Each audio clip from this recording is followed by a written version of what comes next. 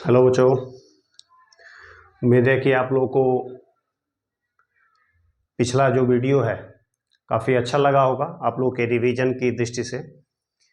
हम ये revision class इसलिए चला रहे हैं ताकि आप अपने बोर्ड एग्जाम में बेहतर से बेहतर अंक ला सकें, बेहतर से बेहतर रिजल्ट दे सकें आप लोग। ठीक है।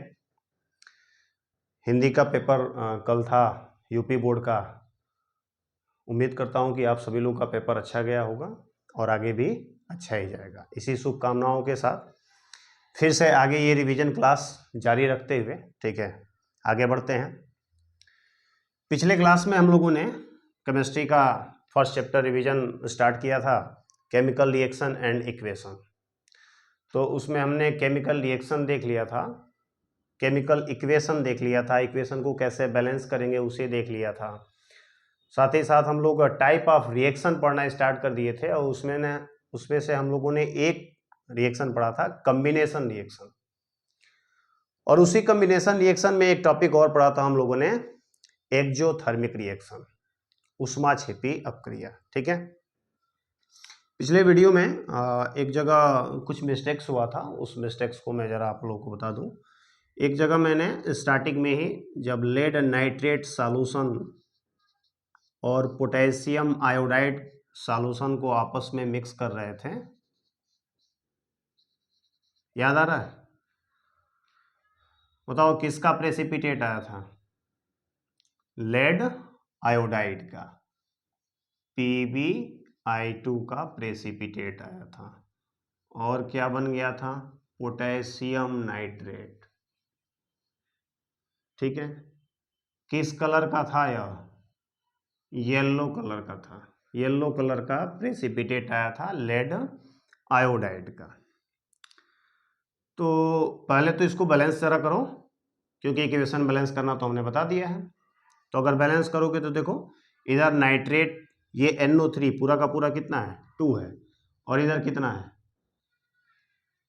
एक ही है। तो आगे यहाँ पर 2 कर लो, तो नाइट्रेट तो बैलेंस हो गया, NO3 तो बैलेंस हो गया, पोटेशियम 2 हो गया, यहाँ पर 2 कर लो, आयोडीन इधर 2 है, इधर भी 2 हो गया। मिस्टेक क्या था? तो यहाँ पर हमने लिखने में मिस्टेक कर दिया था। लेड नाइट्रेट का फार्मूला हमने लिख दिया था PbNO3। ठीक है। तो इसे ज़रा सुधार कर लीजिएगा। ठीक है। छोटा मोटा मिस्टेक हो सकता है कभी कभी, मैं ऐसा नहीं है कि मैं जो भी बताऊंगा उसमें कहीं मिस्टेक ना हो। गलती बताने का कोई उद्देश्य नहीं रहेगा। ठीक है। लेकिन कहीं भूल बस कुछ मिस्टेक हो सकता है, उसे जरूर आप कमेंट में बोलें, कमेंट में लिखें। ठीक है। और कहीं भी कोई भी दिक्कत हो तो जरूर कमेंट में लिखिए आप। चलिए, एक जगह और मिस्टेक हुआ था जब हम केमिकल इक्वेशन बैलेंस करना सीख रहे थे। हाइड्रोजन सल्फाइड को जब हम एयर में बर्न करते हैं तो हमने लिख दिया था कि सल्फर का फॉर्मेशन होता है और H2O वाटर का फॉर्मेशन होता है। एक्चुअल में रिएक्शन ऐसा होता है कि जब हम हाइड्रोजन सल्फाइड को ऑक्सीजन में एयर में बर्न करते हैं तो सल्फर डाइऑक्साइड बनता है और वाटर H2O बनता है। तो हमने यहाँ पर केवल सल्फर लिख दिया था और उसके हिसाब से हमने आपको क्या किया था, बैलेंस इक्वेशन दे दिया था। ठीक है। तो ये आप लोगों के लिए एक होमवर्क की तरह होगा। ठीक है। आप इसको स्वयं बैलेंस करके और कमेंट में, आज के इस वीडियो के कमेंट में जरूर लिखेंगे। चलिए अब आगे बढ़ते हैं। इसको आपको बैलेंस करके कमेंट में जरूर लिखना है। चलिए, next type of chemical reaction है डीकम्पोजिशन रिएक्शन। डीकम्पोजिशन रिएक्शन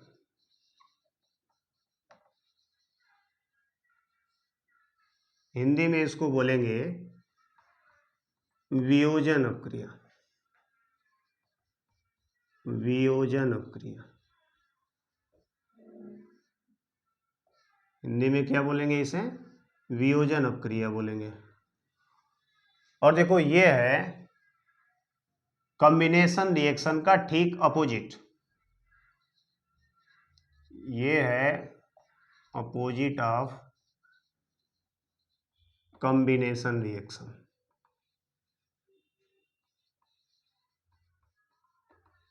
ठीक है, अब जरा बताओ कॉम्बिनेशन रिएक्शन क्या था। कॉम्बिनेशन रिएक्शन में क्या था कि दो या दो से अधिक रिएक्टेंट आपस में मिलकर एक सिंगल प्रोडक्ट बनाते थे। ठीक है, मान लो ए और बी क्या है, दो रिएक्टेंट हैं, तो ये आपस में रिएक्ट करके सिंगल रिएक्टेंट बनाएंगे, सॉरी सिंगल प्रोडक्ट बनाएंगे। ठीक है, और डीकंपोजिशन रिएक्शन क्या है, ठीक इसी का अपोजिट, ठीक इसी का अपोजिट है। इसमें क्या होगा, सिंगल रिएक्टेंट होगा, सिंगल क्या होगा, रिएक्टेंट होगा, और आपका प्रोडक्ट क्या होगा, two or more than two, two or more than two products. बोलो बात समझ में आई। यहां पर देखो ये कॉम्बिनेशन रिएक्शन है, कॉम्बिनेशन रिएक्शन में रिएक्टेंट कितने हैं, टू या उससे अधिक भी हो सकते हैं, और प्रोडक्ट कितने हैं, सिर्फ एक, वन, सिंगल। लेकिन डीकंपोजिशन रिएक्शन क्या है, वियोजन अपक्रिया क्या है, इसमें एकल अभिकारक होगा, सिंगल रिएक्टेंट होगा, और ये ब्रेक डाउन करके दो या दो से अधिक प्रोडक्ट बनाएगा, टू या मोर देन टू प्रोडक्ट्स का फॉर्मेशन होगा। मतलब मान लो कि ए एक रिएक्टेंट है और इससे बन गया दो प्रोडक्ट बी एंड सी, तो ये क्या हो गया भाई, तो यह हो गया आपका एक डीकंपोजिशन रिएक्शन। क्या हो गया, डीकंपोजिशन रिएक्शन। उम्मीद है कि समझ में आ गया होगा आपको डीकंपोजिशन रिएक्शन। ठीक है, और अगर आपसे कोई पूछे कि डीकंपोजिशन रिएक्शन को कॉम्बिनेशन रिएक्शन का अपोजिट क्यों कहते हैं, तो इसको भी आप एक्सप्लेन कर लेंगे, क्योंकि कॉम्बिनेशन रिएक्शन में टू या मोर than to reactants form single product, whereas in decomposition reaction single reactant breaks down into two or more than two product। ठीक है, एग्जाम्पल देखते हैं इसके। एग्जाम्पल क्या हो जाएगा भाई, चलो कैल्शियम कार्बोनेट ले लो, एक एग्जाम्पल देता हूं मैं। कैल्शियम कार्बोनेट का फार्मूला क्या होगा, CaCO3 सॉलिड स्टेट में किस नाम से जाना जाता है, लाइम स्टोन, इसी को बोलते हैं चूना पत्थर। क्या बोलते हैं इसको, चूना पत्थर, लाइम स्टोन। ठीक है, या इसी को संगमरमर भी बोलते हैं, मार्बल। संगमरमर का भी फार्मूला यही होता है, संगमरमर का भी फार्मूला, मार्बल का भी फार्मूला यही होता है। ठीक है, चलो इसको हम जब हीट करते हैं, इसको जब हम हीट करते हैं, जब भी डेल्टा का साइन है समझना, इसको हम क्या कर रहे हैं, हीट कर रहे हैं। जब भी हम इसको हीट करते हैं तो ये बनाता है कैल्शियम ऑक्साइड, और एक गैस भी बनाता है, carbon dioxide gas, calcium oxide. पीछे वाला वीडियो देख चुके हो, बताओ इसको किस नाम से जाना जाता है, कैल्शियम ऑक्साइड को क्या बोलते हैं, क्विक लाइम। क्या बोलते हैं, क्विक लाइम। ठीक है, और ये बहुत ही इंपॉर्टेंट सब्सटेंस है, इंडस्ट्रियल रूप से ये बहुत ही इंपॉर्टेंट सब्सटेंस है, और इसका सब एक मेजर यूज है in manufacturing of cement, manufacturing of cement, cement के निर्माण में इसका यूज किया जाता है। सीमेंट बनता है, उसमें का एक main component calcium oxide quick lime है। ठीक है, याद रखिएगा, कैल्शियम ऑक्साइड का क्विक लाइम का हमने आपको एक यूज बताया, या एक इम्पोर्टेंट उसका महत्व बताया, इंपॉर्टेंस बताया। ठीक है, और क्या क्या, और क्या क्या हो सकता है। ठीक है, और हो सकता है आप ले लो फेरस सल्फेट। क्या ले लो, फेरस सल्फेट। क्या नाम है इसका, फेरस सल्फेट नाम है इसका। इसको भी हीट करो, इसको भी हीट करो। क्या होगा भाई, इसको हीट करने से बनेगा Fe2O3 iron oxide, ferric oxide, क्या बोलेंगे इसको, फेरिक ऑक्साइड बोलेंगे। ठीक है, यहां पर आयरन की वैलेंसी कितनी है, 3 है। आयरन की वैलेंसी जब 2 होती है तो उसको फेरस कहते हैं, और जब आयरन की वैलेंसी 3 होती है तो उसको फेरिक बोलते हैं। सल्फर डाइऑक्साइड भी बनेगा और सल्फर ट्राइऑक्साइड भी बनेगा, sulphur dioxide and sulphur trioxide. ठीक है, बैलेंस है क्या, जरा देखो तो। आयरन इधर कितना है, आयरन के इधर 1 एटम है, इधर 2 एटम है, यहाँ पर क्या कर लो, 2 लगा लो। ठीक है, आयरन बैलेंस हो गया। ऑक्सीजन कितना है, 3 2 5, 5 एंड 3 8, इधर 4 2 जा 8। सल्फर 2 है, 1 एंड 2। ठीक है, इसमें भी देखो फेरस सल्फेट को हीट कर रहे हैं तो यह ब्रेक करके क्या क्या बना रहा है, ferric oxide, sulphur dioxide, sulphur trioxide. ठीक है, इन दोनों एग्जाम्पल में आप क्या देख रहे हो, इन दोनों ही एग्जाम्पल में सिंगल रिएक्टेंट है और प्रोडक्ट 2 या मोर देन 2 है। तो इसी टाइप के रिएक्शन को हम क्या बोलते हैं, डीकंपोजिशन रिएक्शन बोलते हैं, वियोजन अपक्रिया कहते हैं। बोलो, बात समझ में आया।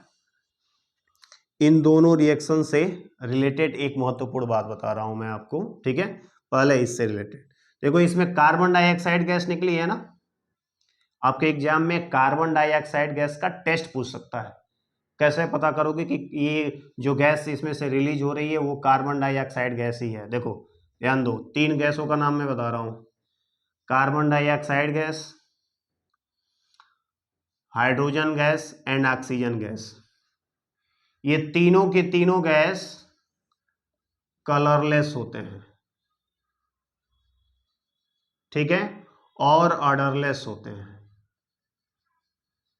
मतलब क्या हुआ, ना तो इनका कोई कलर होता है और न ही इनकी कोई गंध होती है। आपके एटमॉस्फेयर में ऑक्सीजन गैस भी है, हाइड्रोजन गैस भी मिलती है, कार्बन डाइऑक्साइड भी गैस होती है। ठीक है, लेकिन इनका कोई कलर नहीं होता है, इनकी कोई गंध नहीं होती है। ठीक है, तो फिर कैसे पहचानेंगे भाई कि अगर मान लो किसी रिएक्शन में कोई गैस निकल रही है तो कैसे पहचानेंगे कि वो कार्बन डाइऑक्साइड है कि हाइड्रोजन है कि ऑक्सीजन है। तो इसके बारे में तो अभी आगे हम बताएंगे। अभी यहाँ पर कार्बन डाइऑक्साइड गैस बना है, इसके टेस्ट के बारे में जानो, नोट कर लो इसे। नोट कर लिया, चलो देखते हैं कार्बन डाइऑक्साइड गैस का टेस्ट क्या होगा भाई।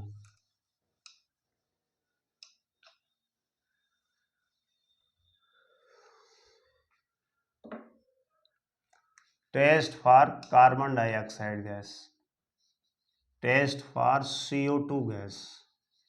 ठीक है, इसके लिए क्या करोगे, कार्बन डाइऑक्साइड गैस को लाइम वाटर से पास करोगे। ठीक है, पास इनटू लाइम वाटर। अब बताओ लाइम वाटर क्या है, कल ही बताया था। लाइम वाटर क्या है, हाँ, अ सॉल्यूशन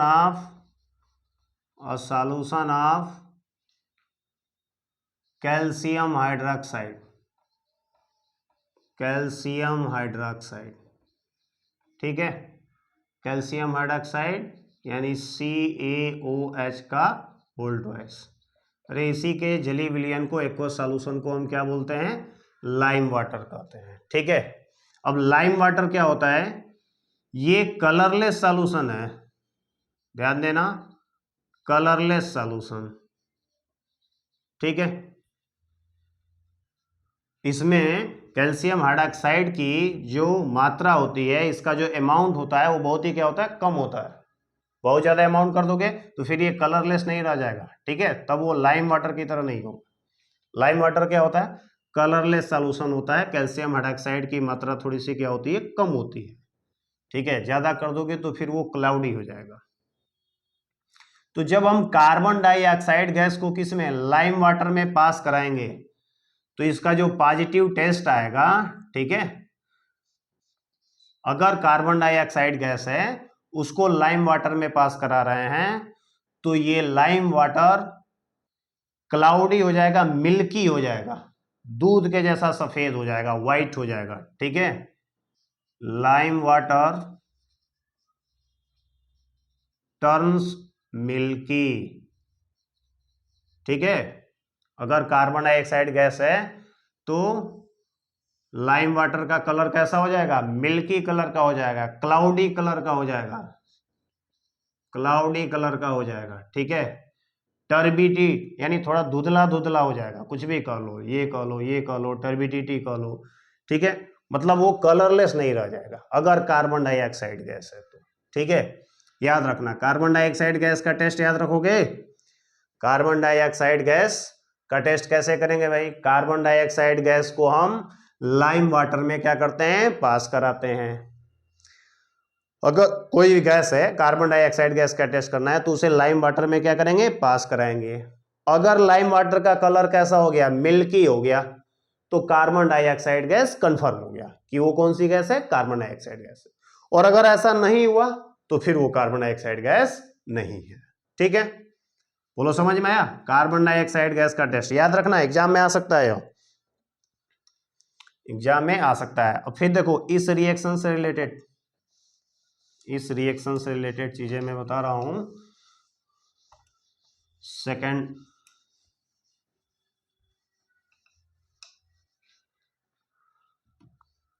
इससे रिलेटेड देखो, फेरस सल्फेट का जब क्रिस्टल लोगे ना, क्रिस्टल में क्या होता है, वाटर मॉलिक्यूल क्या होते हैं, मॉलिक्यूल के साथ जुड़े हुए रहते हैं। ठीक है, फेरस सल्फेट का जब क्रिस्टल लोगे ना तो फेरस सल्फेट के क्रिस्टल का फार्मूला ये होता है FeSO4.7H2, याद रखना। और इसका कलर होता है ग्रीन। क्या याद रखना है, किस कलर का होता है यह, ग्रीन। जब इसको हीट करोगे तो सबसे पहले तो ये वाटर मॉलिक्यूल यहां से निकल जाएगा। ठीक है, और बन जाएगा FeSO4, और ये FeSO4 इसका कलर हो जाएगा व्हाइट। ठीक है, जो ही वाटर के जो क्रिस्टल मॉलिक्यूल हैं जो ही यहां से निकलेंगे क्यों ही इसका कलर कैसा हो जाएगा, व्हाइट हो जाएगा। फिर आगे इसको हीट करोगे, ठीक है, तो फिर यही रिएक्शन होगा। ठीक है, फेरिक ऑक्साइड बन जाएगा, सल्फर डाइऑक्साइड और सल्फर ट्राइऑक्साइड। ये गैस, इन गैसों का टेस्ट क्या हो जाएगा, सल्फर के जलने की गंध आएगी। ठीक है, कैसा ऑर्डर आएगा, जैसे सल्फर को जलाते हो उस तरह की गंध इन गैसों से मिलती है। ठीक है, चलिए, तो इन दोनों रिएक्शन से रिलेटेड इंपॉर्टेंट चीजों के बारे में आपको पता चल गया। याद रखना, इधर कार्बन डाइऑक्साइड गैस जो बन रहा था उसका टेस्ट क्या है, कैल्शियम ऑक्साइड जो बन रहा था उसका यूज क्या है, इधर फेरस सल्फेट के क्रिस्टल का कलर कैसा होता है, ये सारी चीजें याद रखना है। ठीक है, चलो और भी कुछ डीकंपोजिशन रिएक्शन के एग्जांपल लेते हैं, और भी कुछ डीकंपोजिशन रिएक्शन के एग्जांपल लेते हैं।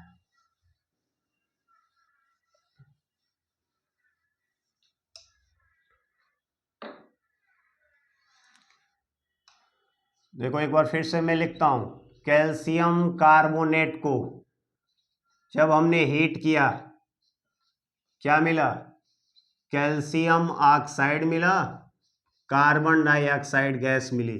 ठीक है, नेक्स्ट एग्जांपल हमने क्या बताया था, बताओ, फेरस सल्फेट, इसको जब हीट किया क्या मिला, फेरिक ऑक्साइड, और क्या मिला, सल्फर डाइऑक्साइड गैस, और क्या मिला, सल्फर ट्राइऑक्साइड गैस। ठीक है, चलो थर्ड अब आ गया हो, और भी देखते हैं। इसको बैलेंस करने के लिए यहां पर क्या कर लोगे, 2 कर दोगे, बैलेंस हो जाएगा। लेड नाइट्रेट, फार्मूला क्या होगा लेड नाइट्रेट का, PbNO3 का होल ट्वाइस। इसको भी हीट करो। ठीक है, इसको भी हीट करोगे तो ये भी 2 या 2 से अधिक प्रोडक्ट देगा। क्या क्या देगा, ध्यान दो, लेड ऑक्साइड का फॉर्मेशन होगा, किसका, लेड ऑक्साइड का, PbO का। फिर देखो क्या फॉर्म होगा, NO2 का फॉर्मेशन होगा। किसका? NO2, नाइट्रोजन डाइऑक्साइड गैस का फॉर्मेशन होगा, एंड होगा ऑक्सीजन गैस का फॉर्मेशन। ठीक है, याद रखना, ये इंपॉर्टेंट, ये भी इंपॉर्टेंट रिएक्शन है, ये तीनों के तीनों इंपॉर्टेंट रिएक्शन है, याद रखना। जो भी इसमें बता रहे हैं, अक्सर स्टूडेंट इसमें भूल जाते हैं कि इसमें कौन कौन से प्रोडक्ट बनेंगे।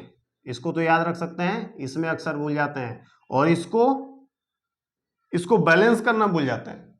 बैलेंस करो तो इसको कैसे बैलेंस करोगे? इधर नाइट्रोजन 2 है, ठीक है, ऑक्सीजन कितना है? 6 है, और इधर ऑक्सीजन कितना है? 2 and 2 4, 4 and 1 5। देखो इधर ऑक्सीजन हमेशा क्या आएगा? इवन नंबर में ही आएगा। किस में आएगा? इवन नंबर में। इवन नंबर में करने के लिए यहाँ पर 2 कर लो, अब इधर भी ऑक्सीजन इवन नंबर हो जाएगा, नहीं हो जाएगा? 2 and 2 4, 4 and 2 6, इधर 3 2 या 6। लेकिन ऐसा करोगे तो लेड क्या हो गया? लेड के 2 एटम हो गए, तो यहां पर हम क्या करेंगे? आगे यहां पर 2 कर लेंगे, ठीक है। लेकिन ऐसा करने से क्या हो जाएगा? नाइट्रोजन भी 2 हो गया, और 2 नहीं 4 हो गया। देखो नाइट्रोजन कितना हो गया? 4, तो यहां पर 4 कर लो। ऑक्सीजन देख लो, 3 2 जा 6, 6 2 जा 12, तो 2 4 2 जा 8, 8 और 2 कितना हो गया? 10, और 10 और 2 कितना हो गया? 12, बैलेंस हो गया, ठीक है। अब देखो इसमें भी, इस रिएक्शन की भी एक कैरेक्टरिस्टिक्स पहचान है, ठीक है। ये जो नाइट्रोजन डाइऑक्साइड गैस है ना, इसका ब्राउन फ्यूम आता है, ठीक है, भूरे कलर का धुआं निकलता है, ब्राउन फ्यूम बनता है इसका, ठीक है। नाइट्रोजन डाइऑक्साइड जो ही इसको हीट करोगे तो भूरे भूरे कलर का, ठीक है ना, क्या होगा? फ्यूम निकलेगा, ब्राउन फ्यूम निकलता है इसमें से। नाइट्रोजन डाइऑक्साइड गैस की यह पहचान है, ठीक है। चलो देखो, ये तीनों के तीनों थर्मल डिकम्पोजिशन रिएक्शन कहलाते हैं। Thermal decomposition reaction. क्यों भाई? क्योंकि इनका डिकम्पोजिशन कैसे हो रहा है? जब हम इनको हीट दे रहे हैं, उष्मा दे रहे हैं, ठीक है, इनको हम क्या बोलते हैं? ऊष्मीय वियोजन बोलते हैं, ठीक है।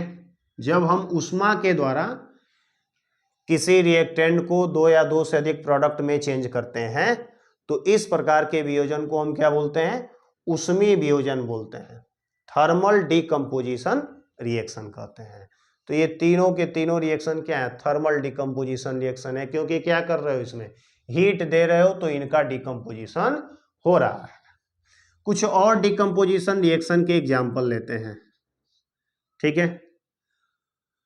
वाटर का इलेक्ट्रोलाइसिस कराते हैं, ठीक है, ये लिक्विड है, इसमें हमने क्या किया? इलेक्ट्रिक करंट पास कराया। क्या किया? इलेक्ट्रिक करंट पास कराया। और जब हम वाटर में इलेक्ट्रिक करंट पास कराते हैं, तो हमें इलेक्ट्रोड पर 2 गैसें मिलती हैं, हाइड्रोजन और ऑक्सीजन गैस। हाइड्रोजन और ऑक्सीजन गैस, जरा इसको बैलेंस कर लेते हैं। देखो इधर ऑक्सीजन 2 है, इधर 1 है, तो यहाँ पर 2 कर लो, तो हाइड्रोजन कितना हो जाएगा? हाइड्रोजन के 4 एटम हो जाएंगे, तो इधर भी हाइड्रोजन के 4 एटम चाहिए, 2 कर लिया, बैलेंस हो गया, ठीक है। क्या ये डिकम्पोजिशन रिएक्शन है? हाँ बिल्कुल सही, डिकम्पोजिशन रिएक्शन है, क्योंकि सिंगल रिएक्टेंट है और मोर देन 1 यानी 2 प्रोडक्ट है, ठीक है। चलो अब ये इलेक्ट्रिक करंट वाटर में कैसे पास कराते हैं, ठीक है, इसके लिए आपको एक सेटअप तैयार करना होगा, ठीक है। आप क्या कीजिए, एक बीकर में वाटर ले लीजिए, बीकर में क्या कीजिए? वाटर ले लीजिए, और इसके नीचे क्या कीजिए? छेद करके और रबर का कार्क लगाकर 2 इलेक्ट्रोड लगा दीजिए। इलेक्ट्रिक करंट पास कराने के लिए हमें 2 रॉड की ज़रूरत होती है, कंडक्टर की ज़रूरत होती है, उनको हम बोलते हैं इलेक्ट्रोड। क्या बोलते हैं उनको हम?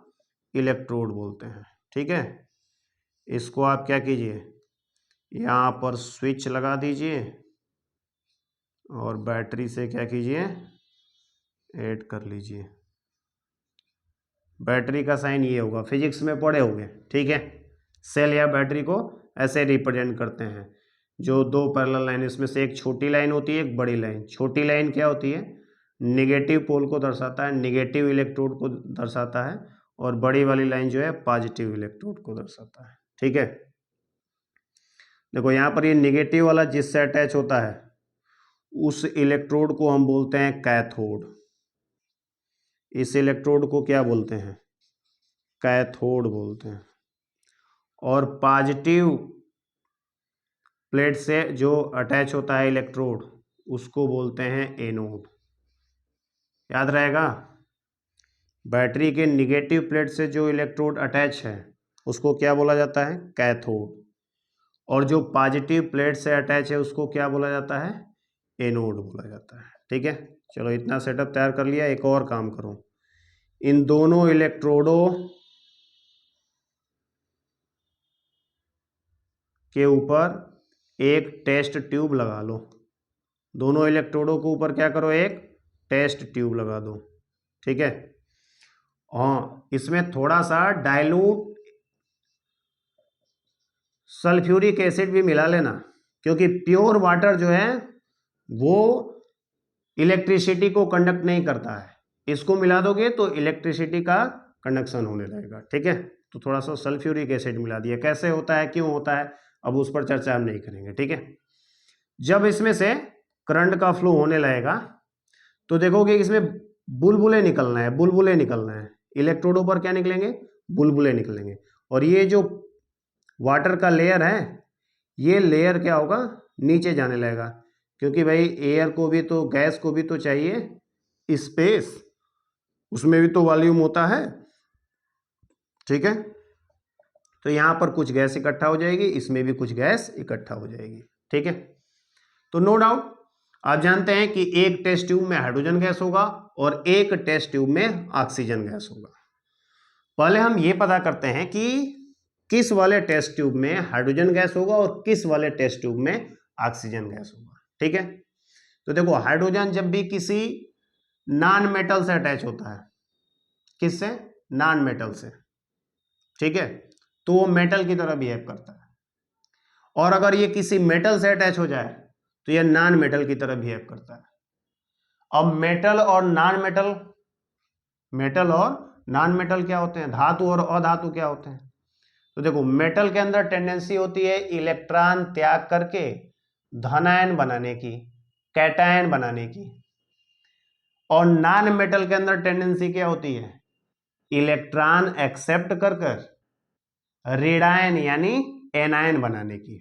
ठीक है, तो हाइड्रोजन यहां पर कैटायन बनाएगा कि एनायन बनाएगा? जरा सोचकर बताओ। ऑक्सीजन के साथ अटैच है तो ये कैटायन यानी मेटल की तरह बिहेव करेगा, और ऑक्सीजन क्या होगा? एनायन बनेगा। अब तुम ही सोचकर बताओ, ये हाइड्रोजन आयन कैथोड पर जाएगा कि एनोड पर जाएगा? हाइड्रोजन आयन किसके पास जाएगा? कैथोड के पास कि एनोड के पास? अरे जो निगेटिव पोल होगा उसके पास जाएगा, क्योंकि ये क्या है? पॉजिटिव है।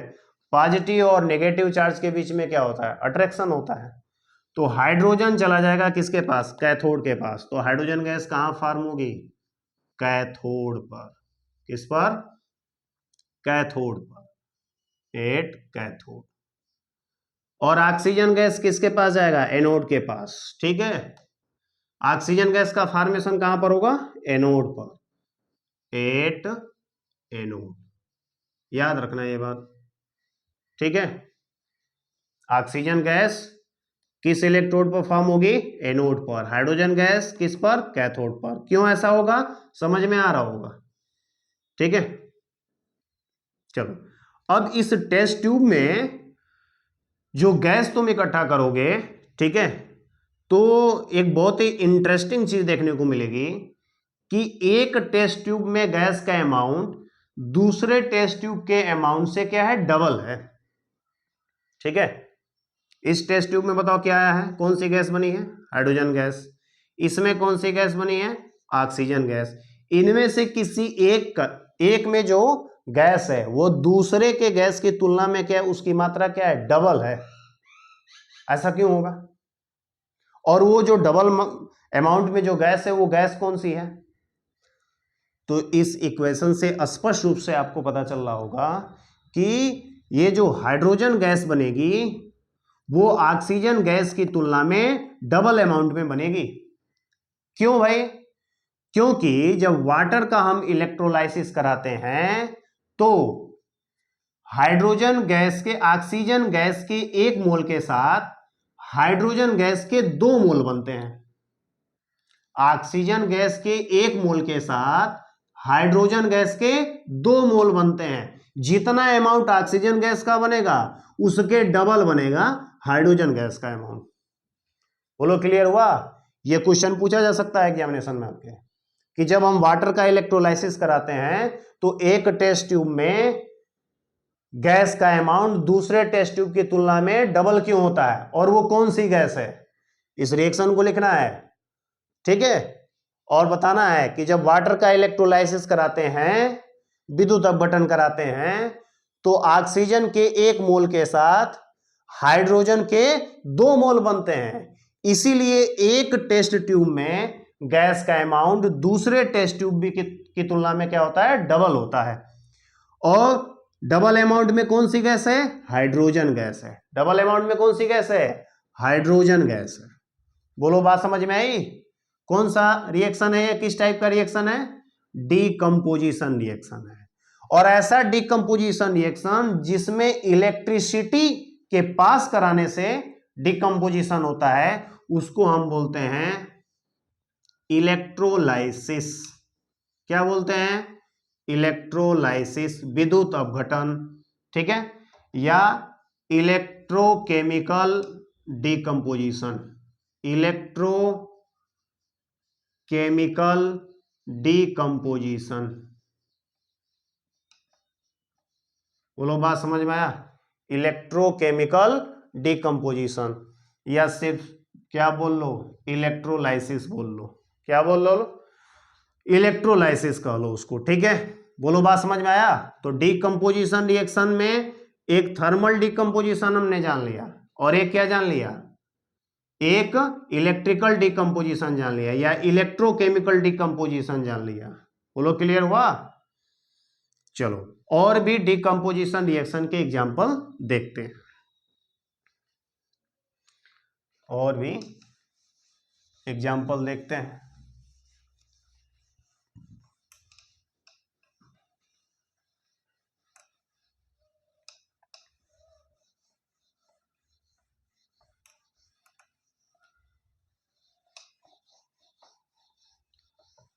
चलिए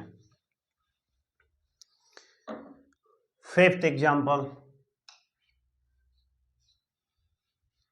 आप ले लीजिए, सिल्वर क्लोराइड। सिल्वर क्लोराइड का फार्मूला क्या होगा, AgCl। ठीक है। व्हाइट कलर का होता है। किस कलर का होता है, याद रखना, व्हाइट कलर का होगा। इसको क्या कर लो, सनलाइट में एक्सपोज कर दो, सूर्य के प्रकाश में रख दो। ठीक है।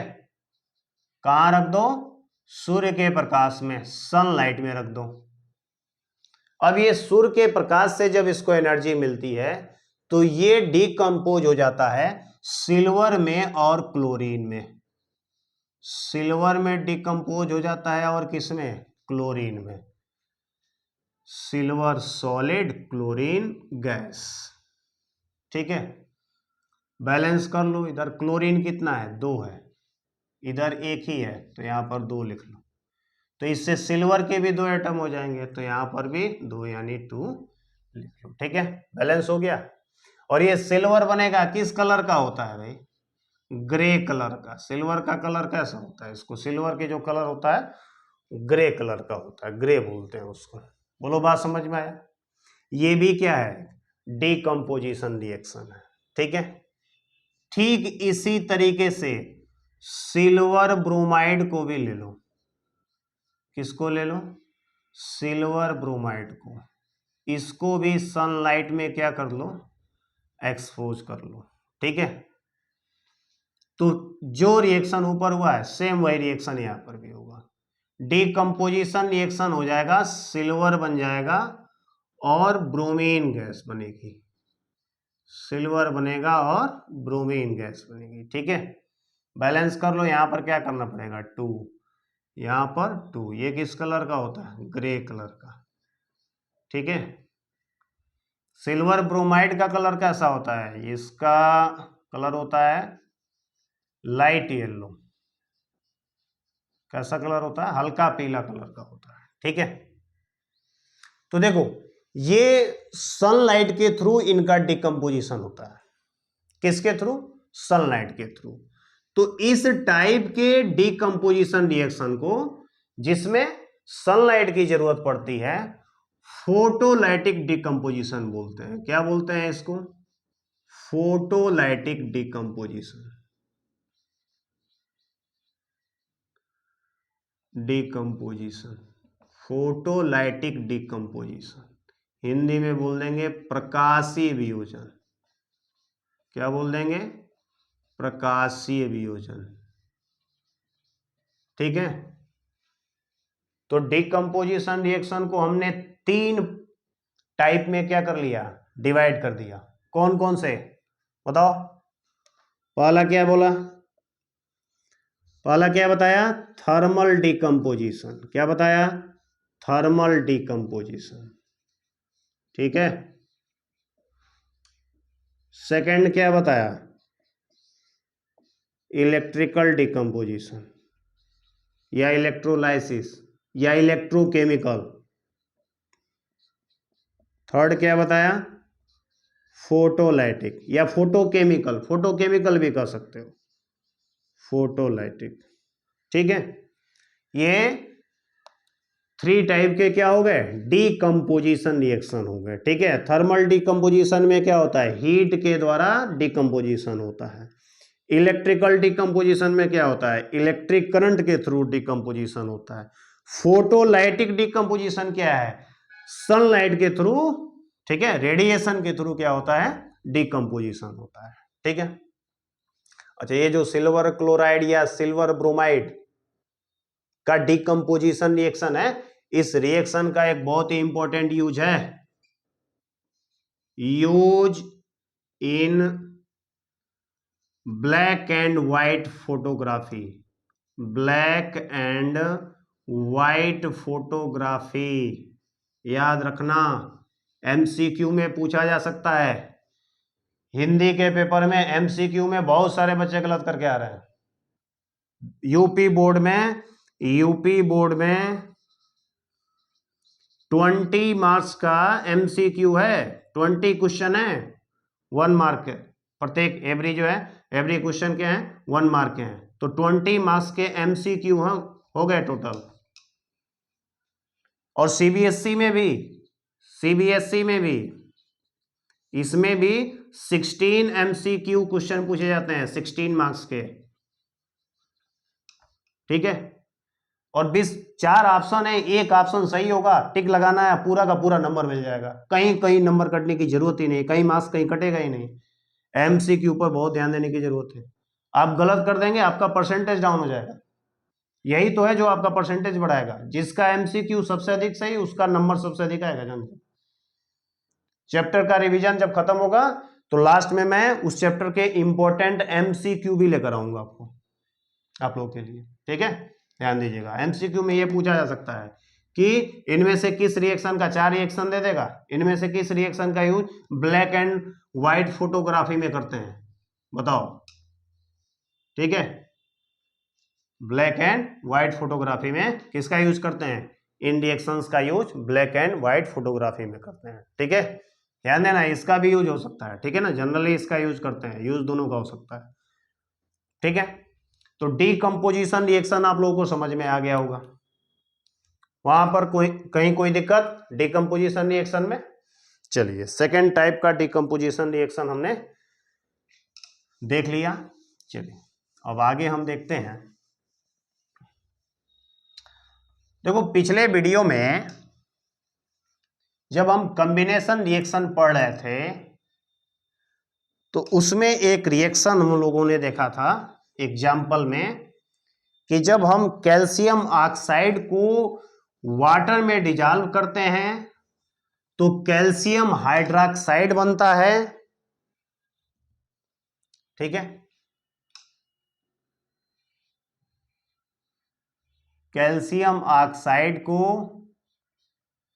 जब हम वाटर में डिजॉल्व करते हैं तो क्या बनता है, कैल्शियम हाइड्रोक्साइड बनता है, ठीक है। ये लिक्विड हो गया, ये एक्वस हो गया, और हमने देखा था कि इसमें बहुत ज़्यादा हीट भी निकलती है। तो ऐसे रिएक्शन जिसमें से हीट रिलीज होती है, एनर्जी रिलीज होती है, उसको किस टाइप का रिएक्शन बोलते हैं, बताओ तो। Exothermic reaction. क्या बोलते हैं उसको, एक्सोथर्मिक रिएक्शन, यानी ऊष्माक्षेपी अपक्रिया, ऊष्माक्षेपी अपक्रिया, ठीक है। इसी का अपोजिट आज हम देखेंगे एंडोथर्मिक रिएक्शन। एंडोथर्मिक रिएक्शन, अब बताओ एंडोथर्मिक रिएक्शन क्या होगा भाई, हिंदी में बोलेंगे ऊष्माशोषी अपक्रिया। हिंदी में क्या बोलेंगे, ऊष्माशोषी अपक्रिया, ठीक है। अब मैंने बोल तो दिया कि इसका अपोजिट है, अपोजिट है तो अब तो बता ही सकते हो। ऐसा रिएक्शन जिसमें एनर्जी क्या होती है, एब्जॉर्ब होती है। एनर्जी क्या होती है, एब्जॉर्ब होती है, ठीक है। अब वो चाहे हीट के फॉर्म में हो, चाहे वो करंट के फॉर्म में हो, चाहे वो लाइट के फॉर्म में हो, किसी भी फॉर्म में, किसी भी रूप में, अगर किसी रिएक्शन में एनर्जी, ऊर्जा अवशोषित होती है तो उस रिएक्शन को क्या बोलेंगे, एंडोथर्मिक रिएक्शन बोलेंगे। क्या बोलेंगे, एंडोथर्मिक रिएक्शन, ठीक है।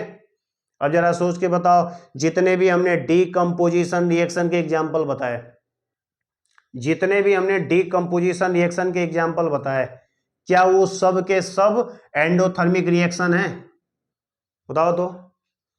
बिल्कुल है, क्योंकि उन सारे रिएक्शन में किसी न किसी रूप में एनर्जी क्या हो रही है, एब्जॉर्ब हो रही है, अवशोषित हो रही है। जब भी ऊर्जा का अवशोषण होगा, एनर्जी का एब्जॉर्प्शन होगा किसी भी रिएक्शन में, तो ऐसे रिएक्शन को क्या बोलेंगे, एंडोथर्मिक रिएक्शन बोलेंगे, ऊष्माशोषी अपक्रिया कहेंगे।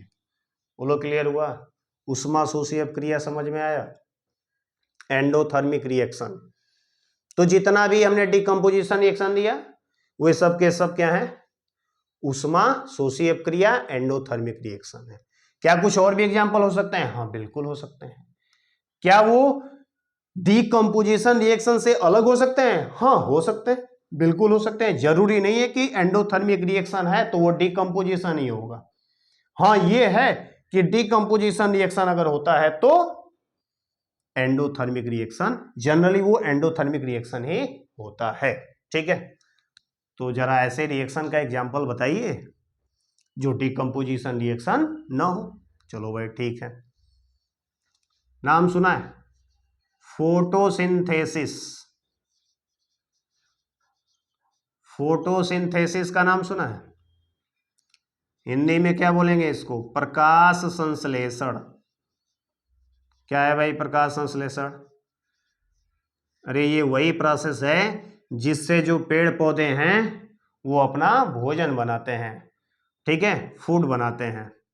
क्या होता है इस रिएक्शन में, तो कार्बन डाइऑक्साइड गैस, कौन सी गैस, कार्बन डाइऑक्साइड गैस और वाटर, ठीक है, सनलाइट के प्रेजेंस में, किसके प्रेजेंस में, सनलाइट में, ठीक है। कहते हैं ना कि पेड़ पौधे दिन में ही अपना भोजन बनाते हैं, इसी रिएक्शन से भोजन मिलता है उनको, ठीक है।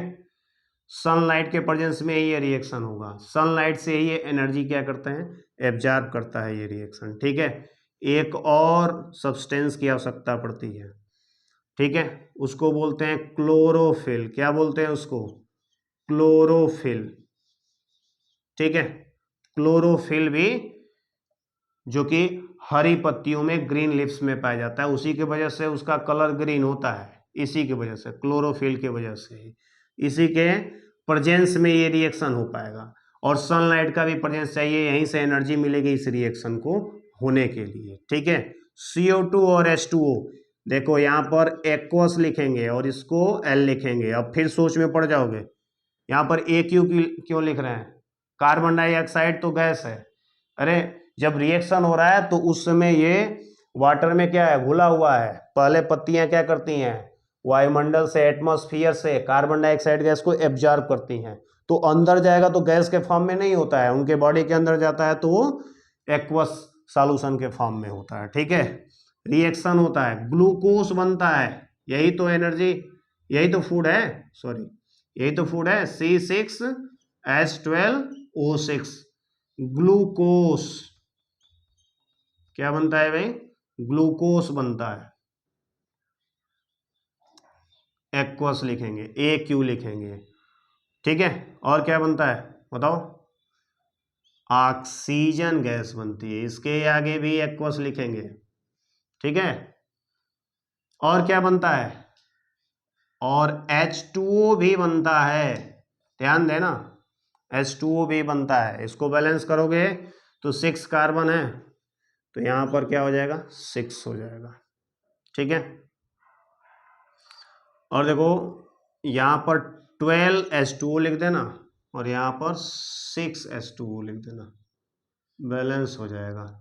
12 और 6 2 जा 12, 12 और 12 कितना हो गया, 24 हाइड्रोजन हो गया, तो 12 2 जा 24।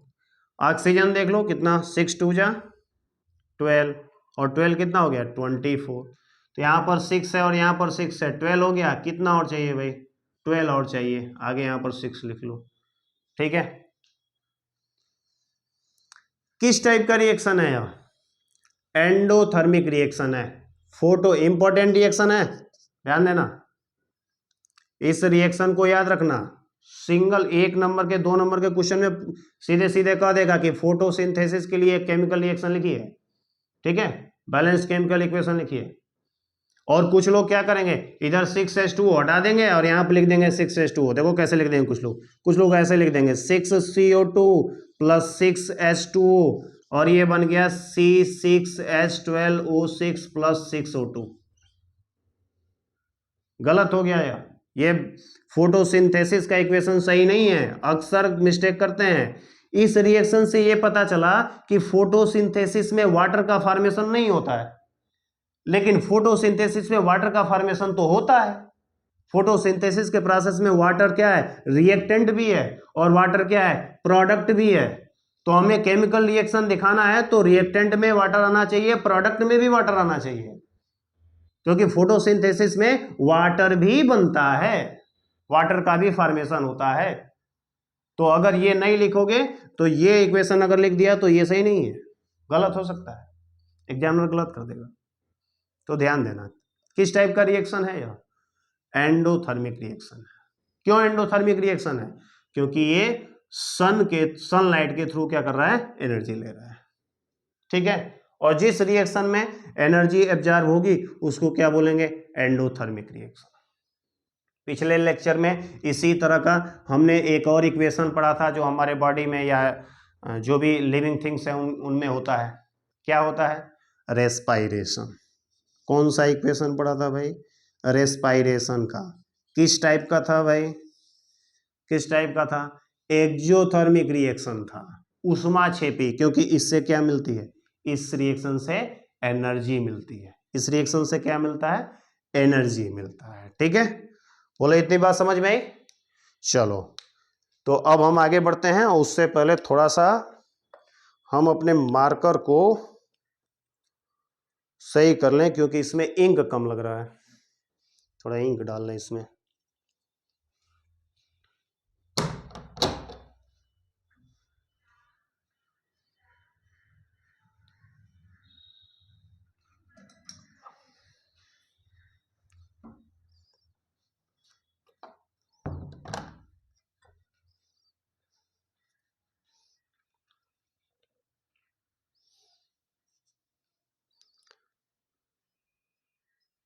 चलिए नेक्स्ट वाला क्या पढ़ेंगे हम। अब थर्ड टाइप का केमिकल रिएक्शन पढ़ेंगे, नाम है उसका डिस्प्लेसमेंट रिएक्शन। क्या पढ़ेंगे बच्चों अब, डिस्प्लेसमेंट रिएक्शन।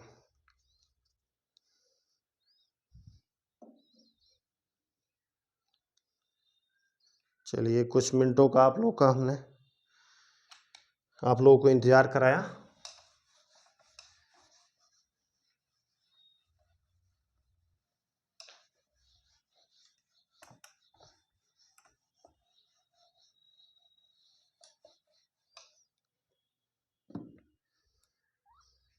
चलिए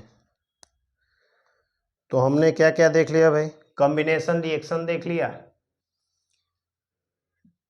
डीकंपोजिशन रिएक्शन देख लिया, अब देखेंगे displacement reaction.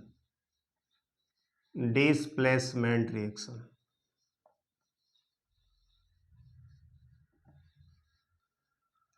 Displacement reaction Hindi में क्या बोलते हैं इसको, विस्थापन अपक्रिया। विस्थापन अपक्रिया।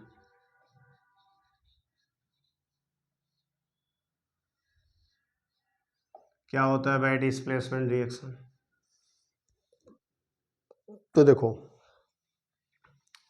जब भी कोई ज्यादा रिएक्टिव एलिमेंट अपने से कम रिएक्टिव एलिमेंट को उसके कंपाउंड से हटा देता है, डिस्प्लेस कर देता है, तो इस टाइप के रिएक्शन को हम डिस्प्लेसमेंट रिएक्शन कहते हैं। ठीक है, समझने के लिए समझो। मान लो कोई एलिमेंट ए है और एक दूसरा एलिमेंट बी है, एक तत्व ए है और एक तत्व बी है। मान लो ए की रिएक्टिविटी, ए की क्रियाशीलता बी से क्या है, अधिक है, तो ए क्या करेगा, बी को उसके किसी कंपाउंड से हटा सकता है, उसके पास इतनी क्षमता है। मान लो इसका कोई कंपाउंड है बी का, जिसको हम बी सी कह रहे हैं, ठीक है, ए और प्लस बी सी, इसके बीच रिएक्शन होगा, ए क्या करेगा, बी को हटा देगा, क्या बन जाएगा भाई, ए सी प्लस बी। इसी को क्या बोलेंगे, डिस्प्लेसमेंट रिएक्शन। बोलो बात समझ में आया। जब कोई अधिक रिएक्टिव एलिमेंट अपने से कम रिएक्टिव एलिमेंट को उसके कंपाउंड से डिस्प्लेस कर देता है, तो उसको हम क्या बोलते हैं, उसको बोलते हैं हम डिस्प्लेसमेंट रिएक्शन। क्या बोलते हैं, डिस्प्लेसमेंट रिएक्शन। ठीक है, चलो भाई इसका एग्जाम्पल देखते हैं। कोई एग्जाम्पल याद है, पिछले वीडियो में हमने एक एक्टिविटी कराया था आपको, जिसमें हमने क्या किया था, जिंक का रिएक्शन सल्फ्यूरिक एसिड से कराया था। जिंक का रिएक्शन किससे कराया था, सल्फ्यूरिक एसिड से। ठीक है, अब बताओ क्या बना था, बना था जिंक सल्फेट। क्या बना था, जिंक सल्फेट बना था। और क्या बना था भाई, हाइड्रोजन गैस बनी थी। क्या बनी थी, हाइड्रोजन गैस बनी थी। ये जिंक सॉलिड, ये क्यू, ये हो जाएगा एक क्यू, ये गैस। क्या हुआ है इस रिएक्शन में, जरा देख के बताओ तुम। जिंक ने क्या किया है, हाइड्रोजन सल्फेट से हाइड्रोजन को डिस्प्लेस कर दिया है। जिंक ने क्या किया है, हाइड्रोजन सल्फेट से हाइड्रोजन को डिस्प्लेस कर दिया है। किस टाइप का रिएक्शन है भाई, डिस्प्लेसमेंट रिएक्शन, विस्थापन अपक्रिया। बोलो समझ में आया कि नहीं आया। अब जरा सोच कर बताओ, जिंक ने हाइड्रोजन को डिस्प्लेस कर दिया, क्या हाइड्रोजन जिंक को डिस्प्लेस कर सकता है, नहीं कर सकता। जिंक अगर हाइड्रोजन को डिस्प्लेस कर दिया है तो इसका मतलब जिंक की क्रियाशीलता, जिंक की रिएक्टिविटी हाइड्रोजन से अधिक है, तो जिंक हाइड्रोजन को तो क्या करेगा, रिप्लेस कर देगा, डिस्प्लेस कर देगा, लेकिन हाइड्रोजन जिंक को डिस्प्लेस नहीं कर पाएगा। ठीक है, ऐसे ही देखो, जिंक को आप कॉपर सल्फेट से रिएक्शन कराते हो, ठीक है, तो बन जाता है जिंक सल्फेट, जिंक सल्फेट बन जाता है। अब प्लस कॉपर, प्लस क्या हो जाता है, कॉपर हो जाता है, ठीक है। ये भी किस टाइप का रिएक्शन है, तो डिस्प्लेसमेंट रिएक्शन। कैसा रिएक्शन है, डिस्प्लेस। जिंक क्या कर रहा है, कॉपर को कॉपर सल्फेट से डिस्प्लेस कर दे रहा है, ठीक है। ध्यान देना, कॉपर का कोई भी साल्ट लोगे तो उसके सॉल्यूशन का कलर जो होता है वो ब्लू होता है, याद रखना। कॉपर के किसी भी साल्ट के सॉल्यूशन का कलर कैसा होता है, ब्लू कलर होता है, ठीक है। ब्लू कलर किसकी वजह से होता है, Cu2 प्लस आयन की वजह से। अगर किसी सॉल्यूशन में Cu2 प्लस आयन है तो समझ लेना कि उसका कलर कैसा होगा, ब्लू होगा। इसका कलर ब्लू नहीं होता, ये व्हाइट कलर होगा, ठीक है। कलर क्या हो जाएगा, ये रिएक्शन होगा तो कलर चेंज हो जाएगा, ब्लू से कलरलेस हो जाएगा, व्हाइट को या कलरलेस को, ठीक है। चलो और भी है क्या, हाँ बिल्कुल है। लेड का रिएक्शन करा दिया कॉपर क्लोराइड सॉल्यूशन से, बताओ क्या बन जाएगा। लेड कॉपर को क्या करेगा, डिस्प्लेस कर देगा। लेड क्लोराइड का सॉल्यूशन बनेगा और क्या बन जाएगा, कॉपर बन जाएगा, ठीक है। और भी देखो, आयरन भी क्या करेगा, कॉपर सल्फेट से कॉपर को डिस्प्लेस कर देगा। क्या बन गया भाई, तो फेरस सल्फेट बन गया और कॉपर सॉलिड स्टेट में फॉर्म हो गया। ये सब के सब क्या है, डिस्प्लेसमेंट रिएक्शन है। ये सब के सब क्या है, डिस्प्लेसमेंट रिएक्शन। इन रिएक्शन से ये पता चल गया कि जिंक, लेड और आयरन ये तीनों कॉपर से अधिक रिएक्टिव हैं, मोर रिएक्टिव हैं। जिंक कॉपर को डिस्प्लेस कर सकता है, लेड कॉपर को डिस्प्लेस कर सकता है, आयरन कॉपर को डिस्प्लेस कर सकता है, लेकिन कॉपर आयरन को डिस्प्लेस नहीं कर पाएगा, कॉपर लेड को डिस्प्लेस नहीं कर पाएगा, कॉपर जिंक को डिस्प्लेस नहीं कर पाएगा। मतलब समझो, अगर हम कह दें कि Cu प्लस ZnSO4, क्या इनके बीच कोई रिएक्शन होगा, तो नहीं होगा, क्योंकि कॉपर की रिएक्टिविटी जिंक से क्या है, कम है। कॉपर के पास इतनी क्षमता नहीं है कि वो जिंक को उससे हटा ले, ठीक है, उसके जगह से हटा ले। ये रिएक्शन नहीं हो पाएगा, ठीक है। और ये रिएक्टिविटी का ऑर्डर आपको याद रखना पड़ेगा, मेटल नॉन मेटल वाले चैप्टर में आएगा रिएक्टिविटी का ऑर्डर, ठीक है ना। क्या होता है रिएक्टिविटी का ऑर्डर, सबसे अधिक रिएक्टिव मेटल होगा पोटेशियम, उससे कम सोडियम, उससे कम कैल्शियम, उससे कम मैग्नीशियम, उससे कम एल्यूमिनियम, उससे कम जिंक, उससे कम आयरन, उससे कम लेड, उससे कम हाइड्रोजन, उससे कम कॉपर, उससे कम सिल्वर, उससे कम कॉपर से कम मरकरी, और मरकरी के बाद नंबर आएगा सिल्वर का, then gold and then platinum, ठीक है। याद रखना, ये ऑर्डर याद रख सकते हो, जरूरी है याद करना, ठीक है। बस वैसे तो सारे मेटल्स के रिएक्टिविटी ऑर्डर है, बस इतने ही याद कर लो पर्याप्त है, इससे ज्यादा नहीं आने वाले, ठीक है। इसका मतलब क्या हुआ, इसका मतलब ये हुआ कि एल्यूमिनियम, मैग्नीशियम को, कैल्शियम को, सोडियम को, पोटेशियम को, इनको डिस्प्लेस नहीं कर पाएगा, लेकिन जिंक को, आयरन को, लेड को, हाइड्रोजन को, कॉपर को, मरकरी को, सिल्वर को, गोल्ड को, प्लेटिनम को क्या करेगा, डिस्प्लेस कर देगा, ठीक है। आयरन जिंक को डिस्प्लेस नहीं कर पाएगा, लेकिन जिंक आयरन को क्या कर देगा, डिस्प्लेस कर देगा। कॉपर क्यों आयरन के द्वारा डिस्प्लेस हो जा रहा है, देखो यहां पर रिएक्टिविटी ऑर्डर में आयरन से कम क्रियाशील है, कम रिएक्टिव है कॉपर, ठीक है। लेड से भी कम है, जिंक से भी कम है, हाइड्रोजन जिंक के थ्रू क्या हो जा रहा है, डिस्प्लेस हो जा रहा है। क्यों? क्योंकि जिंक से रिएक्टिविटी कम है हाइड्रोजन की। अच्छा, क्या कॉपर हाइड्रोजन को डिस्प्लेस कर पाएगा डाइल्यूट सल्फ्यूरिक एसिड से? ये रिएक्शन किससे हुआ है? डाइल्यूट सल्फ्यूरिक एसिड से। कर पाएगा? नहीं कर पाएगा।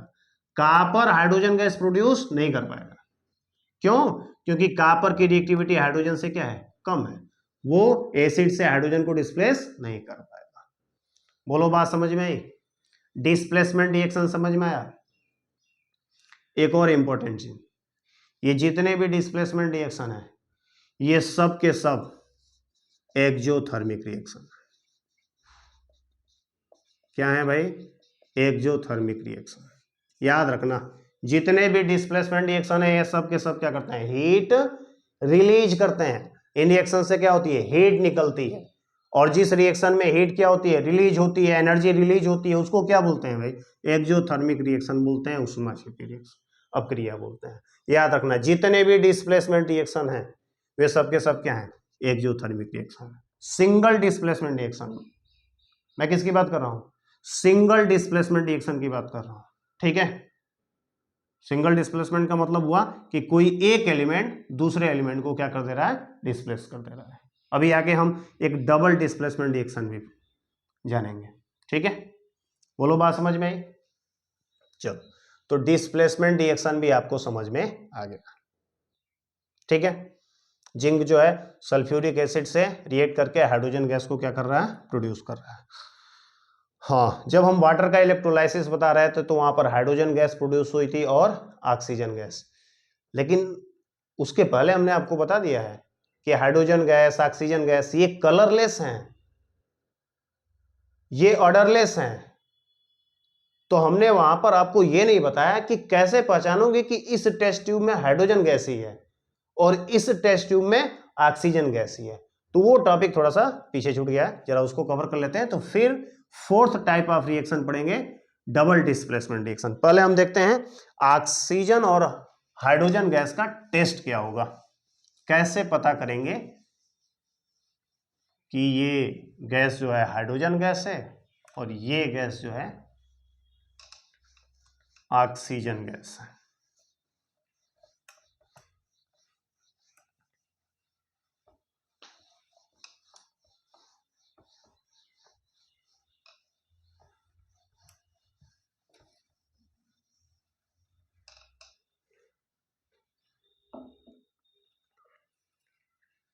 चलिए पहले देखते हैं टेस्ट फॉर ऑक्सीजन गैस। ठीक है, तो इसके लिए क्या करो तुम,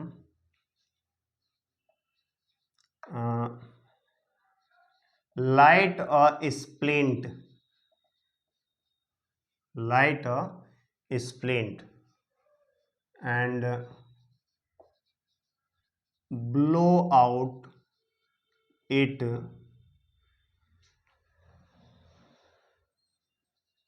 leaving glowing them। ठीक है, क्या करो, एक स्प्लिंट को जलाओ। स्प्लिंट क्या होता है भाई, माचिस की तीली देखे हो, वही स्प्लिंट है। ठीक है, स्प्लिंट का मतलब हुआ कि एक बांस का पतला जो है, पतली लकड़ी ले लो, ठीक है, उसको सुखा लो, वही क्या हो गया, स्प्लिंट हो गया। उसी को हम क्या बोलेंगे, स्प्लिंट बोलेंगे। ठीक है, तो एक स्प्लिंट को क्या करो, जला लो, और जलाने के बाद ब्लो आउट, उसके फ्लेम को क्या करो, बुझा दो, उसके फ्लेम को बुझा दो। जलाने के बाद उसके फ्लेम को बुझा दो, और फ्लेम को बुझाने के बाद उसमें ग्लो होगा, बर्निंग का ग्लो होगा, उसमें रेड कलर का चमकेगा। ठीक है, अब क्या करो, इस स्प्लिंट को लेके जाओ, take place into oxygen gas tube. ठीक है, जिस ट्यूब में, जिस टेस्ट ट्यूब में ऑक्सीजन गैस इकट्ठा किए हो उसमें, ठीक है, टेक प्लेस स्प्लिंट, ये जो स्प्लिंट लिए हो इसको ऑक्सीजन गैस में क्या करो, लेके जाओ, ऑक्सीजन गैस के ट्यूब में लेकर जाओ। और जो ही इस स्प्लिंट को लेके जाओगे, क्यों ही यह जलना स्टार्ट हो जाएगा, क्यों ही यह फिर से क्या होगा, ग्लो करने लगेगा। ठीक है, फ्लेम के साथ, ज्वाला के साथ ये क्या होगा, जलने लगेगा। ठीक है, क्या रिजल्ट होगा, अगर ऑक्सीजन गैस होगी तो ये जो स्प्लिंट है, ठीक है ना, the splint will reignite, will reignite, ठीक है, या रीलाइट, फिर से क्या होगा, फ्लेम के साथ जलने लगेगा, अगर ऑक्सीजन गैस होगी तो।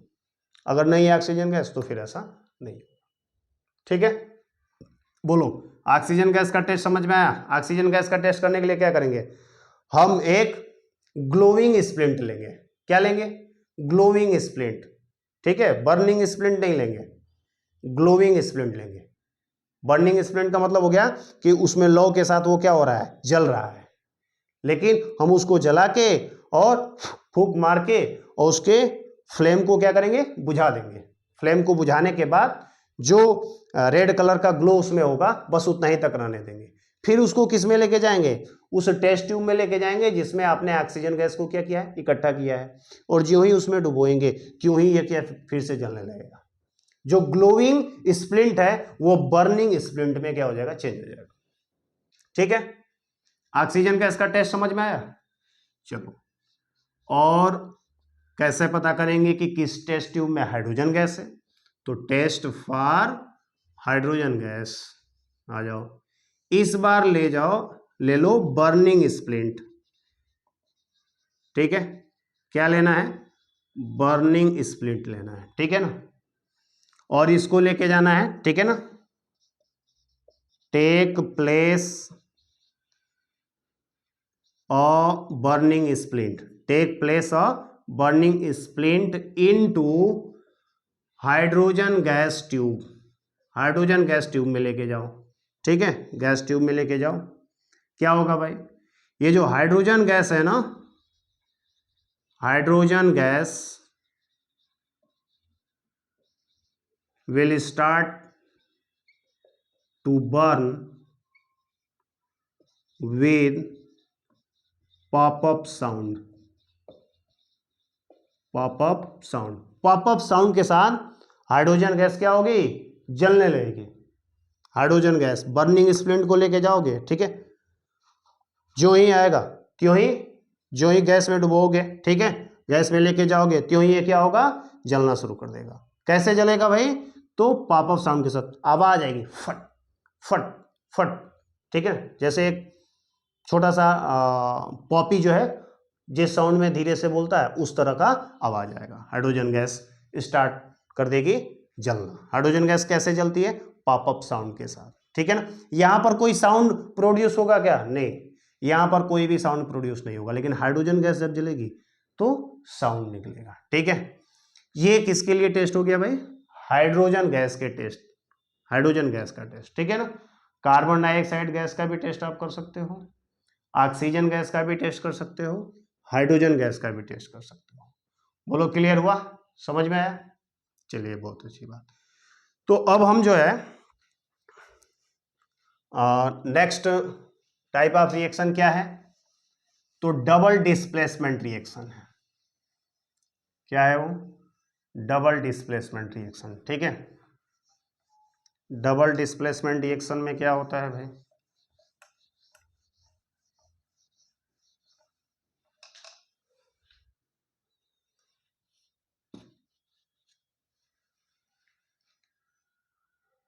Fourth type of reaction, double displacement reaction.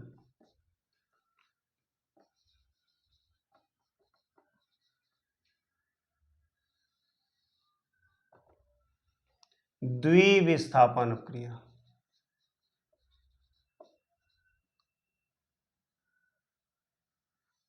द्विविस्थापन क्रिया,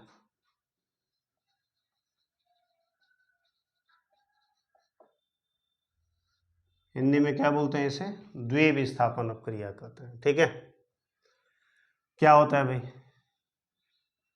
इसमें होता है exchange of ions between reactants. जो रिएक्टेंट होते हैं, अभिकारक होते हैं, उनके बीच में आयनों का विनिमय होता है, एक्सचेंज होता है, आयनों का विनिमय।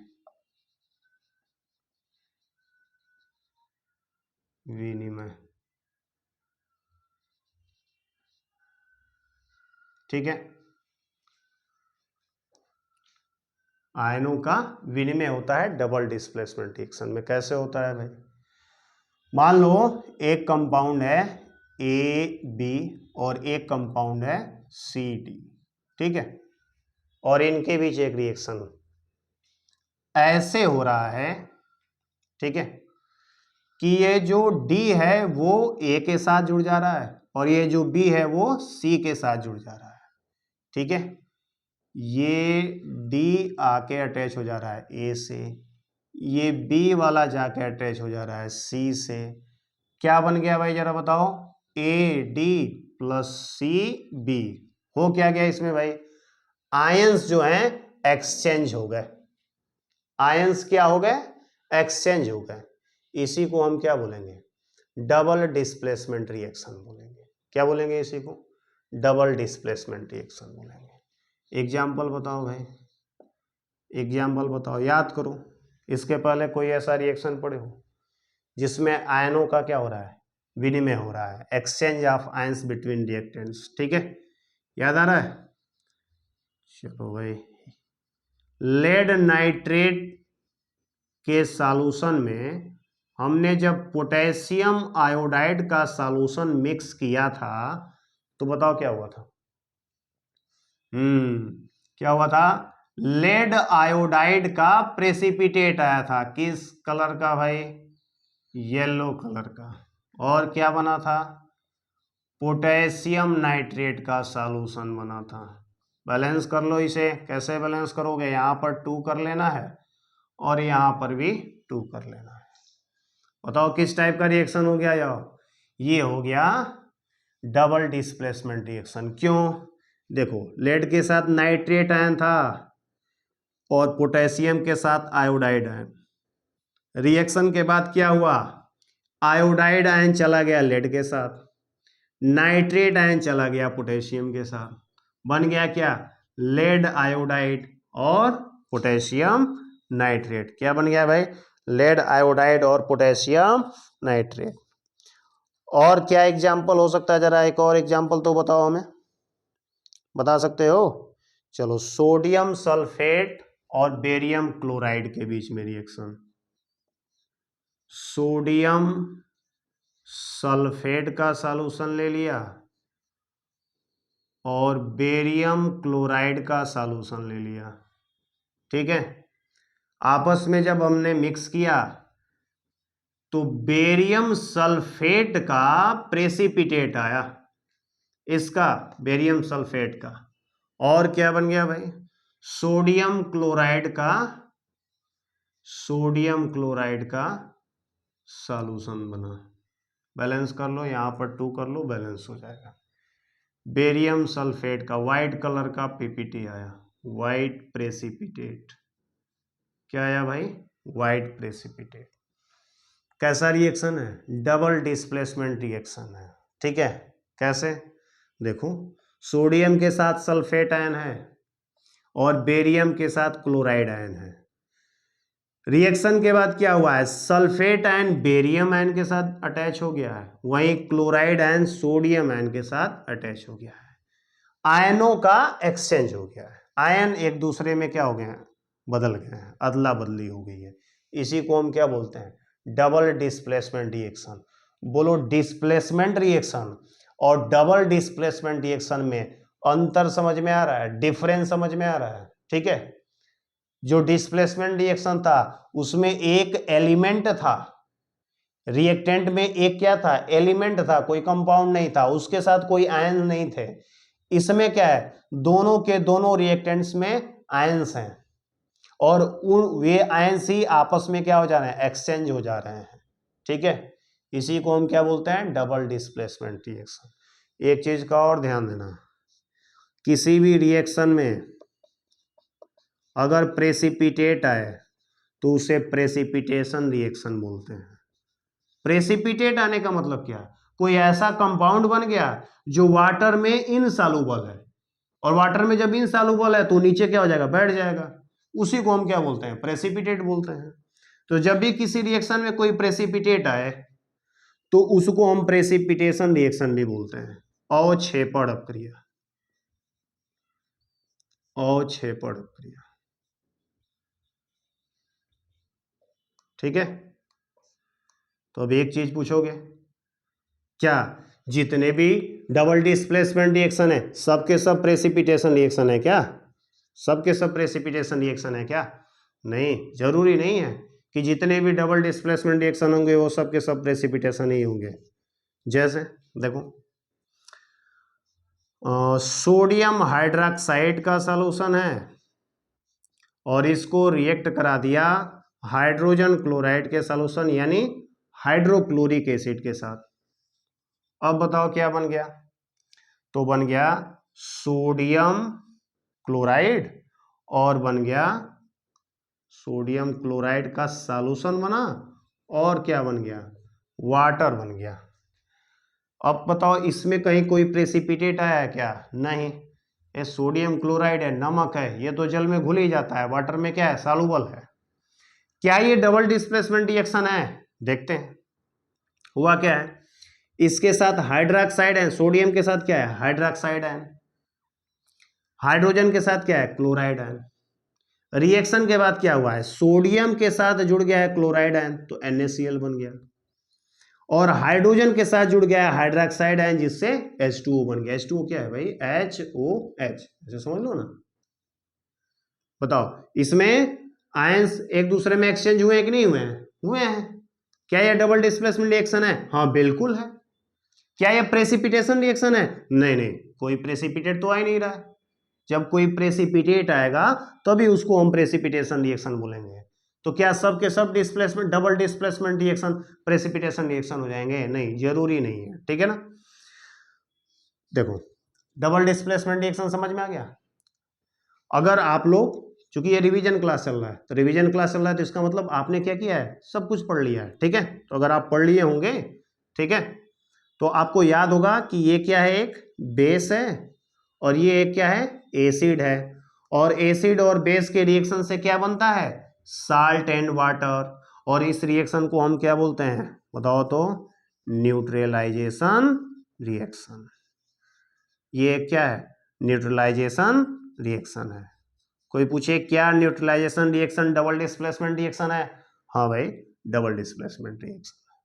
बोलो बात समझ में आया, क्लियर हुआ? चलिए तो अब हम डबल डिस्प्लेसमेंट रिएक्शन के बारे में भी जान गए, ठीक है।